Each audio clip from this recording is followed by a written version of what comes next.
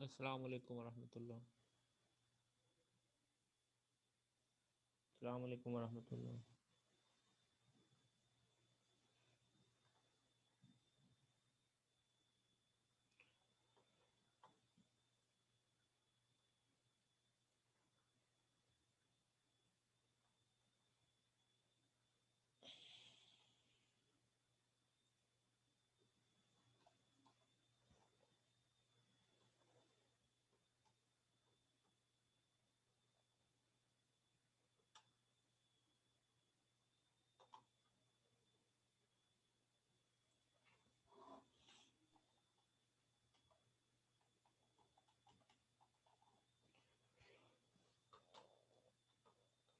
अस्सलाम वालेकुम वरहमतुल्लाह। अच्छा भाई, नेक्स्ट इसको कंटिन्यू करते हैं। हम देख रहे थे सिस्टम क्वालिटी एट्रीब्यूट्स को with perspective of user, developer and business community. Good software को हम कैसे डिफाइन करेंगे? Architecture where non function are cost and function requirement are partitioned, where function requirement are accomplished। जब नॉन फंक्शन रिक्वायरमेंट को आमतौर पर इलिटीज कहते हैं। इलिटीज कैसे? जैसे पोर्टेबिलिटी, अडाप्टेबिलिटी, यूजबिलिटी, इलिटी है ना, इलिटीज। तो इसलिए नॉन फंक्शन रिक्वायरमेंट को हम इलिटीज भी कहते हैं। फंक्शन रिक्वायरमेंट जो है, अच्छा अब ये जो function non function requirement impact करती है एक्सक्यूज मी आर्किटेक्चर सर। जी और डिज़ाइन को जी। सर ये कास्ट का क्या मतलब है यहाँ पे? नॉन फंक्शनल डिसीजन और कास्ट। एंड फंक्शन रिक्वायरमेंट और पार्टीशन है इसमें। ये आप इसको क्या लेंगे, किस एस्पेक्ट से लेंगे? कास्ट चेंज करने को कहते हैं ओके। ये। और फंक्शन रिक्वायरमेंट जो है वो पार्टीशन। इसमें अभी इसको मैं देखता हूँ, इसको एक्सप्लेन करता हूँ किसी एग्जांपल के ओके साथ। सर।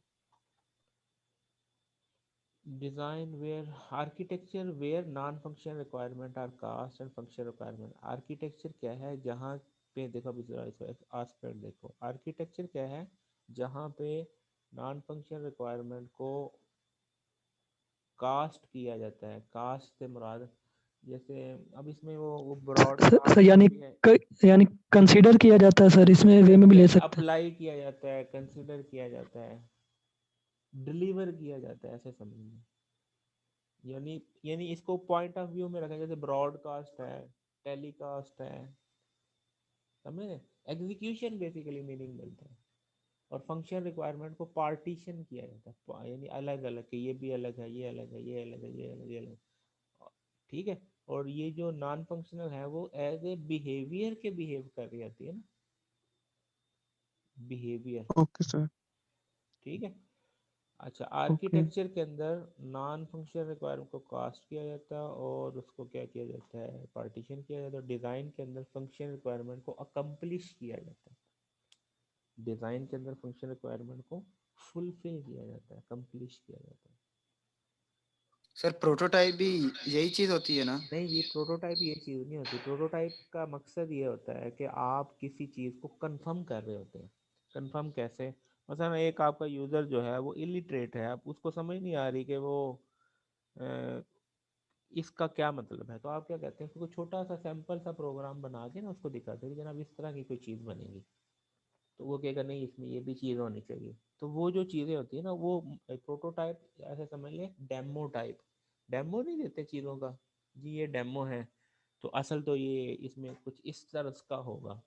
डेमो असल नहीं होता, बल्कि क्या होता है, एक एक जैसे वहाँ पे नहीं होता, जैसे मतलब होटल में जाते हैं तो कहते हैं वो डेमो के तौर पे छोटी सी चीज़ आपको देते हैं, जनाब टेस्ट करें। वो जो टेस्ट करना है ना, इसी तरीके से सॉफ्टवेयर को टेस्ट करवाने के लिए आप क्या करते हैं, उसका प्रोटोटाइप देते हैं। प्रोटोटाइप क्या, चीज़ें सर वो कंफर्म। यूआई या यूएक्स में बना के ऐसे जैसे ये हाँ जी, जी एग्जांपल शो हो रही जी है यू आई, इसी। जैसे जी यू आई में जैसे बना के। ठीक है। सर हमें तो डेमो के तौर पे होटल पे बस रुमाल ही मिलता है। आप अच्छे होटल में जाओ ना, रुमाल मिलता है। अच्छा जी, एग्जाम्पल ऑफ आर्किटेक्चरल मॉडल। अब यहाँ पे जो है आर्किटेक्चरल मॉडल के डिज़ाइन, जैसे यहाँ पे एप्लीकेशन पेजेस हैं, ठीक है, ये प्रेजेंटेशन लेयर है, ये यूज़र इंटरफेस लेयर है, ठीक है, ये बिजनेस लॉजिक लेयर है, ये डाटा एक्सेस लेयर है। अब ये वो ज़रा चीज़ें, ये आप लोग जो यूज़ करते हैं ना मुख्तलिफ सॉफ्टवेयर डिज़ाइन के जो है ना मुख्तलिफ वो होते हैं जिसको कहते हैं पैटर्न होते हैं। जैसे आपके पास है MVC pattern, model view controller, ठीक है। इसी तरीके से ये यहाँ पे जो ना हमारे अब ये एक कॉन्सेप्ट, पहले ये कॉन्सेप्ट होता था जी एक सॉफ्टवेयर बन गया। अब वो कहते हैं ये क्या बात हुई कि सॉफ्टवेयर में अगर किसी ने कहा ना इसके लुक एंड फील चेंज कर दो तो सारा सॉफ्टवेयर डाउन। अब ऐसे नहीं है, वो कहते हैं कि हर चीज़ की ना लेयर्स बना दें। यूज़र इंटरफेस की अलग है, अगर किसी ने यूज़र इंटरफेस चेंज करवाना ना उससे बाकी कोडिंग चेंज नहीं होगी। प्रेजेंटेशन लेयर अलग बन गई, एप्लीकेशन पेजेस अलग बन गए, बिजनेस लॉजिक अलग बन गई, तो वो सारी चीज़ें अलग अलग पोर्शन के अंदर जो मेंटेन होती है, ये डिफरेंट पैटर्न होते हैं, डिज़ाइन पैटर्न उनको कहते हैं। तो तो उनको अब यहाँ पे वही एंटिटीज यूज हुई है कि यूज़र इंटरफेस जो है प्रेजेंटेशन लेयर के साथ इंटरेक्ट करता है, और प्रेजेंटेशन लेयर जो है एप्लीकेशन पेजेस शो करती है, और फिर बिजनेस लॉजिक अलग है, डाटा एक्सेस लेयर अलग है, एप्लीकेशन डेटाबेसेस अलग है। अब ये डाटा एक्सेस लेयर के अंदर क्या है, यहाँ पे डाटाबेस मुख्तलिफ किस्म के भी हो सकते हैं कि माई सीक्वल है, SQL है, फलां है फलां है फलां है, इस तरीके से। तो वहाँ सारों को मैनेज करने के लिए एक्सेस लेयर बन गई। तो अब वो अगर यहाँ पे कुछ चेंज भी होता है तो उसको फ़र्क नहीं पड़ता, उसको डाटा मिलता रहता है। इसी तरीके से यहाँ पे एक और मॉडल है, जैसे नीडल असेंबली, ब्लड शुगर, ये वो मेडिकल से रेलिवेंट है, पंप है, यानी पेशेंट के सही डायग्राम समझ नहीं आई जो आपने इससे पहले समझा दी यूआई वाली। और यूजर फिर ये इंटरफेस है। किस ये किस जी तरह, जी हाँ, कि ये होता ये है कि जो आपका यूजर इंटरफेस है ना, पहले अब जी ये सर। भी आप लोगों ने भी जो कॉन्सेप्ट ये देखते हैं ना कि आपने मसलन डेस्कटॉप एप्लीकेशन बनाई या वेब बेस्ड एप्लीकेशन बनाई, आपने को कहा ना कि फलां पेज चेंज कर दो तो सारी कोडिंग भी चेंज करने बैठ जाते हैं, ऐसे ही होता है ना। तो यस सर। कुछ डिज़ाइन पैटर्न ऐसे हैं जिनकी मदद से वो ये कहते हैं कि हर चीज़ इंडिपेंडेंट वर्क करनी चाहिए, यूज़र इंटरफेस इंडिपेंडेंट हो, बिजनेस लॉजिक इंडिपेंडेंट हो, ठीक है, हम्म। और प्रेजेंटेशन लेयर इंडिपेंडेंट हो। इसका मतलब ये है कि अगर कोई कहता है ना यूज़र इंटरफेस चेंज कर दो तो उससे कोडिंग चेंज नहीं होती। ठीक है तो ये सर। ये कॉन्सेप्ट जो है, फ्लो, हाँ जी, ये जो एरो सिंबल्स बीच में लगाए हैं ये इनका कोई डाटा फ्लो दिखा रहे हैं कि क्या है? ये जो एरो या दिखाया इंटर ना, ये बेसिकली इसने प्रेजेंटेशन लेयर को वो इसने बताया कि अगर एप्लीकेशन पेजेस जो बनते हैं, जो वेब पेज की अगर बात करें, तो जो सामने दिखा रहा होता है वो एप्लीकेशन पेजेस जो है प्रेजेंटेशन लेयर के जरिए हो रहे होते हैं। ये अब ये लेयर दी, एक ये प्रेजेंटेशन लेयर हो गई, एक ये बिजनेस लॉजिक, और एक ये, और ये यूजर इंटरफेस है। ठीक है सर। अच्छा, अब यहाँ पे ये एक और सिस्टम बताया है, जैसे क्लॉक के साथ टच है, अलार्म है, कि कंट्रोलर है ना, कि किसी भी चीज़ में किसी भी चीज़ के लिए कोई प्रॉब्लम आ जाए तो अलार्म करना है, या क्लॉक के मुताबिक टाइम इसको चाहिए कि उसके अकॉर्डिंगली वो इंसुलिन लगाएगा, पंप है, नीडल असेंबली है, ब्लड सेंसर है, अपना ये पावर सप्लाई का जो है वो हमारे पास ये आर्किटेक्चर, ये अभी आर्किटेक्चर भी मुख्तलिफ आस्पेक्ट से है। कुछ आर्किटेक्चर जैसे अब ये मेडिकल वाला है, तो ये मेडिकल वालों के पॉइंट ऑफ व्यू से चीज़ें हैं कि ये चीज़ें कैसे अपने आप एक दूसरे के साथ इंटरकनेक्टेड है। अगर हार्डवेयर के पॉइंट ऑफ व्यू से तो वो अलग हो जाएगी, कम्युनिकेशन वालों के लिए अलग आर्किटेक्चर होगा, वेब एप्लीकेशन वाले या कोडिंग वालों के लिए अलग होगा। तो हर आर्किटेक्चर अलग अलग पॉइंट ऑफ व्यू से डिपिक्ट हो रहा होता है। अब नीड ऑफ आर्किटेक्चर में वो बताता है कि ये विंस्टर मिस्ट्री हाउस है, ये बहुत बड़ा जो है ना, ये एक बिल्डिंग है और बहुत पुरानी है। अब वो कहता है जी इसके अंदर जो है 38 साल लगे कंस्ट्रक्शन में, और इसके अंदर 147 बिल्डर्स लगे, और आर्किटेक्चर कोई भी नहीं था इसका, बस ऐसे ही है ना, ऐसे कर दो, ऐसे बना दो, ऐसे बना दो, ऐसे बना दो। अब इसके अंदर 160 रूम्स हैं, बेडरूम 40 हैं, किचन 6 हैं, बेसमेंट 2 है इसमें, और डोर 950 है। अच्छा, 65 डोर टू ब्लैंक वाल्स, और 13 staircase abandoned, और 24 skylights in floors। ठीक है, नो आर्किटेक्चर ब्लूप्रिंट। अब इसका कोई आर्किटेक्चर नहीं है कि अगर किसी नए बंदे को कहो ना कि इसके अंदर कुछ चेंज कर दे, तो पहले सारा एनालिसिस करेगा, फिर बताएगा भाई इसमें क्या हो सकता है। तो यानी यहाँ पे अगर इसका आर्किटेक्ट हो तो फिर उसको डिज़ाइन करना आसान होता है, उसको मॉडिफाई करना आसान होता है। ठीक है, तो ये ऐसे ही बस बना दिया, बहुत खूबसूरत ज़रूर बन गया, मगर इसका कोई आर्किटेक्चर नहीं है। तो अच्छा जी, ये हमारे पास बुक के कौन से चैप्टर से आपके पास मटेरियल है, इस चीज़ को ज़रूर रेफ़र किया करें, इस चीज़ को ज़रूर रेफ़र किया करें, क्योंकि कुछ चीज़ें फिर भी रह जाती हैं। कोशिश तो करते हैं कि ज़्यादा से ज़्यादा चीज़ों को आपके सामने एक्सप्लेन करें, आपके क्वेश्चन को आंसर करें, मगर फिर भी कुछ ना कुछ रह जाता है। तो बेहतर है आप बुक रीडिंग भी करें, ताकि वो जैसे MCQs वगैरह आते हैं तो वो बुक रीडिंग करेंगे तो तब आपको वो चीज़ें जो हैं वो सर ये सॉफ्टवेयर कैसे जी एक तो तुम सर फ्लेक्सिबल कैसे इसको बनाएं?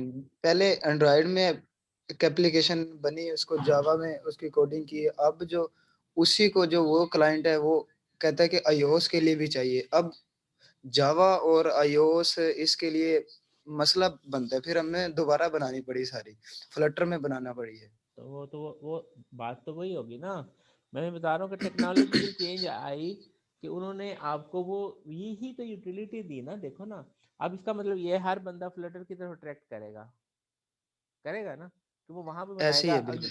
क्लाइंट जो मर्जी कह दे वो कमोडेट कर रहा है, इसी चीज को तो वो कैच ऐसे कर रहा है।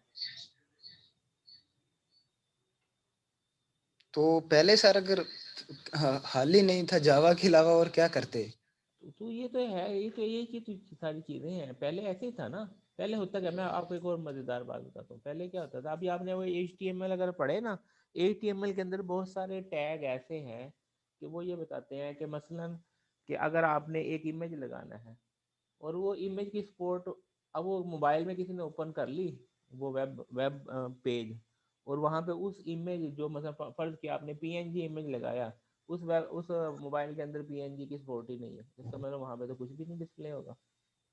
तो वो टैग वो यही ऐसे कहता है कि आप मल्टीपल टाइप के जो है ना इमेज लगा दें इस पे, मल्टीपल टाइप के, कि अगर ये नहीं चले तो दूसरा चल जाए, ये नहीं चले तो तीसरा चल जाए। उसका फिर क्या क्या टूल नहीं की जरूरत महसूस हुई ना, कि अब चूंकि जी इतनी सारी टेक्नोलॉजी आ गई है तो हर कोई कहता है कि मुझे ये ना कहो कि जी अब इसको एंड्रॉइड पे चलाना है, इसको सैमसंग पे चलाना है या इस पे किस पे चलाना है, हम तो जहाँ मर्जी चला लें। तो उस तरह की फिर सपोर्ट है, तो उस तरह के फिर टैग्स भी आने शुरू हुए, तो इस तरह मुख्तलिफ सोल्यूशन इस तरह के रीयूजेबिलिटी के पॉइंट ऑफ व्यू से आने शुरू हो गए। तो इस वक्त के साथ साथ फिर एक और इशू आता होता था।